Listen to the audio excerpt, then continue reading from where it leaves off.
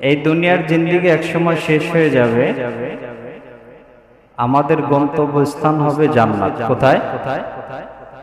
আমাদের গন্তব্য জান্নাতে। এখন কথা, এই যে সময়টা পার হয়ে যাবে, আমরা শেষ করে যাব, আমাদের এখান থেকে যেতে হবে কেন? কারণ এই জিন্দেগিটা মুসাফিরের জিন্দেগি।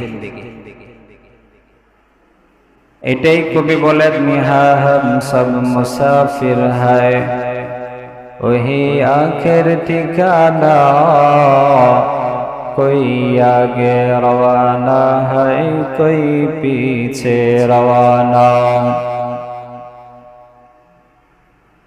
এই দুনিয়ার জিন্দেগিতে আল্লাহ পাক রব্বুল আলামিন কারো জন্য 60 বছর, আবার কারো জন্য 70 বছর, কেউ বা ভাগ্যক্রমে 100 বছরের জিন্দেগি যাপন করে।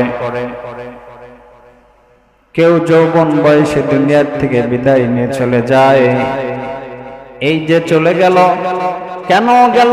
এই জীবনটা মানুষের জন্য চিরস্থায়ী জিন্দেগি নয়। চিরস্থায়ী জিন্দেগি তো শুরু হবে মানুষের মৃত্যুর পরের জগৎ থেকে। এই মৃত্যুর পরে যে 60 বছর 70 বছর মৃত্যুর আগ পর্যন্ত কারো হায়াত আল্লাহ তাআলা দিয়েছেন। এই হায়াতের জিন্দেগিতে কে কতটুকু নেক আমল করেছে, কে গুনাহের কাজ করেছে, এই আমলগুলোর হিসাব আমার আপনার মালিক একদিন নেবেন। এই যে পাল্লার উপরে, যে পাল্লার মাধ্যমে, যার মাধ্যমে কার নেক বেশি কার নেক কম, কে গুনাহের কাজটা বেশি করেছে, কে গুনাহের কাজটা কম করেছে, এইগুলো যে পাল্লার মাধ্যমে ওজন করা হবে, ওই পাল্লাটাকে, ওই মাপার যন্ত্রটাকে আল্লাহ তাআলা মিজান বলে আখ্যায়িত করেছেন। সুবহানাল্লাহ। এই মিজানের পাল্লায় বান্দা দুনিয়ার জীবনে যতগুলো নেক আমল করবে, প্রত্যেকটা আমলের বিনিময়ে প্রত্যেকটা আমলকে আল্লাহ রাব্বুল আলামিন এক একটা সূরত, এক একটা আকৃতি আল্লাহ তাআলা দিবেন, জিসম দিবেন, শরীর দান করবেন। এই শরীর দিয়ে ওই মিজানের পাল্লায় ওজন করে করে বান্দার নেকের পাল্লা ভারী হলে আল্লাহ তাআলা তাকে জান্নাতের ফয়সালা করবেন। যার গুনাহের পাল্লাটা ভারী, ওই বান্দার জন্য আল্লাহ রাব্বুল আলামিনের নির্ধারিত ফেরেশতা টেনে টেনে হেঁচড়ে তাদেরকে জাহান্নামে নিক্ষেপ করা হবে।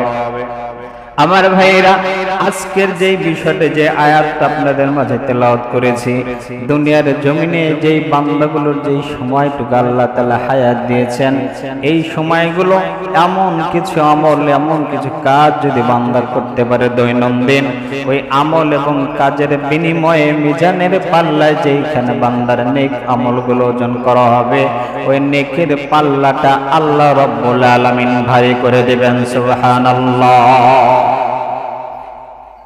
মুসলমান ভাইরা রে আমার, আল্লাহ পাক রব্বুল আলামিনের প্রিয় হাবিব মুহাম্মদ আরবি সাল্লাল্লাহু আলাইহি সাল্লাতু ওয়াস সালামের লক্ষ লক্ষ হাদিসের মধ্যে থেকে কয়েকটা হাদিসের রেফারেন্স টেনে মুহাদ্দিসিনে কেরাম, সময়ের জামানার সবচেয়ে বড় বড় লেখক, বড় বড় মুহাদ্দিসগণ 7টা বিষয় ধরেছেন এমন, যে 7টা আমলগুলো যদি কোনো বান্দা দৈনন্দিন করে, ওই বান্দার আমল নামাটা মিজানের পাল্লায় আল্লাহ তাআলা ভারী করে দেবেন। সুবহানাল্লাহ।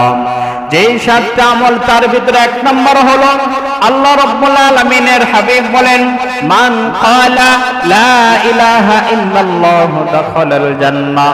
অপর এক হাদিসের মধ্যে আল্লাহ রাসূল বলেন, আফদালুদ যিকরি লা ইলাহা ইল্লাল্লাহ। দুনিয়ার জমিনে বান্দা যতদিন হায়াত পাবে, শরীয়তের বিধান যতক্ষণ পর্যন্ত তার উপর প্রবর্তিত হবে, অর্থাৎ প্রাপ্তবয়স্ক হওয়ার আগ থেকে শুরু করে মৃত্যুর আগ পর্যন্ত বান্দা যতদিন হায়াত পাবে, লা ইলাহা ইল্লাল্লাহ অর্থাৎ তাওহীদের একত্ববাদের স্বীকারোক্তি যদি কোনো বান্দা দেয়, এবং সব সময় তার জবানে যদি লা ইলাহা ইল্লাল্লাহ, অন্তরে লা ইলাহা ইল্লাল্লাহ, উদ্দেশ্যটাও লা ইলাহা ইল্লাল্লাহ হয়, ওই বান্দার আমল নামাটা মিজানের পাল্লায় আল্লাহ তাআলা ভারী করে দেবেন। সুবহানাল্লাহ।